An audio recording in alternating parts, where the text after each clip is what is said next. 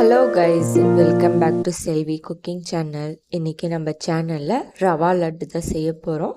வாங்க இது எப்படி செய்யறதுன்னு பார்க்கலாம். ரொம்ப ஈஸி செய்யறதுக்கு. ஃபஸ்ட்டு அதுக்கான இன்க்ரீடியன்ட்ஸ் பார்க்கலாம். 1 கிளாஸ் ரவா எடுத்திருக்கேன். அதே அளவுக்கு 1 கிளாஸ் சர்க்கரை எடுத்திருக்கேன்.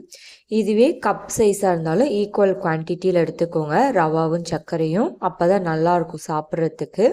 இப்போ ரவாவை நல்லா ட்ரை ரோஸ்ட் பண்ணிக்கலாம். இது வறுக்கிறப்பயே நல்லா வாசனை வரும், ரவாவோடைய ஸ்மெல் வரும். நல்லா வறுபட்டுருச்சுன்னா நல்லா ஸ்மெல் வந்ததுமே ஸ்டவ்வை ஆஃப் பண்ணிவிடுங்க. இப்போ ரவா நல்லா வறுபட்டுடுச்சு. இதை ஒரு பிளேட்டில் எடுத்து கொட்டி ஆற வச்சிடுறேன். இது நல்லா ஆறுனதுக்கப்புறம் மிக்சியில் போட்டு அரைச்சிக்கலாம். இப்போ இது நல்லா ஆறிடுச்சு. இதை நல்லா ஃபைன் பவுடராக ஆக்கிக்கிறேன். இது கூட 2 ஏலக்காயும் சேர்த்து அரைச்சிக்கிறேன் வாசனைக்காக. ஏலக்காய் பிடிக்காதவங்க இதை ஸ்கிப் பண்ணிடுங்க. இந்த மாதிரி நல்லா ஃபைனாக அரைச்சிக்கோங்க. அப்போ தான் நம்மளுக்கு லட்டு பிடிக்கிறதுக்கு வரும். அதுக்கப்புறம் சர்க்கரையும் அரைச்சிக்கிறேன். ஈக்குவல் குவான்டிட்டியில் எடுத்தால் தான் நல்லா இனிப்பு கரெக்டாக இருக்கும், சாப்பிட்றதுக்கு நல்லாயிருக்கும். சுகர் சாப்பிடாதவங்க கொஞ்சம் வேணால் கம்மியாக எடுத்துக்கோங்க.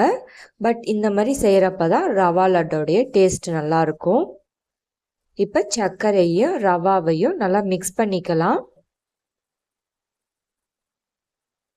இப்போ இதில் நெய் ஊற்றுறதுக்காக 1/2 கிளாஸ் நெய் எடுத்திருக்கேன். இது கம்மியாக கூட எடுத்துக்கலாம், இது உங்கள் ஆப்ஷனல் தான் நெய் எந்த அளவுக்கு எடுத்துக்கணும்னு. ஃபஸ்ட்டு நெய்யில் முந்திரி பருப்பு போட்டு வறுத்துக்கிறேன்.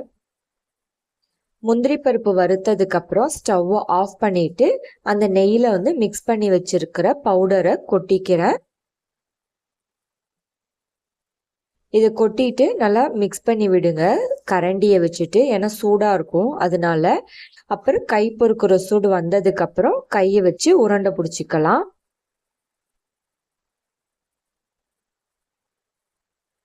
இப்போ நல்லா மிக்ஸ் பண்ணியாச்சு.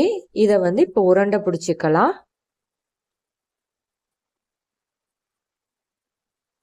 கொஞ்சம் மிதமான சூடில் இருக்கிறப்பே உருண்டை பிடிச்சா நல்லா இறுகலாக இருக்கும்.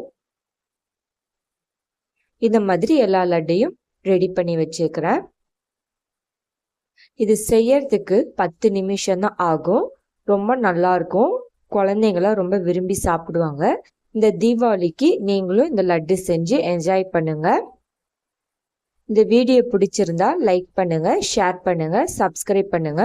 நோட்டிஃபிகேஷன் வரணும்னா பெல் ஐக்கானை கிளிக் பண்ணுங்க. தேங்க்யூ.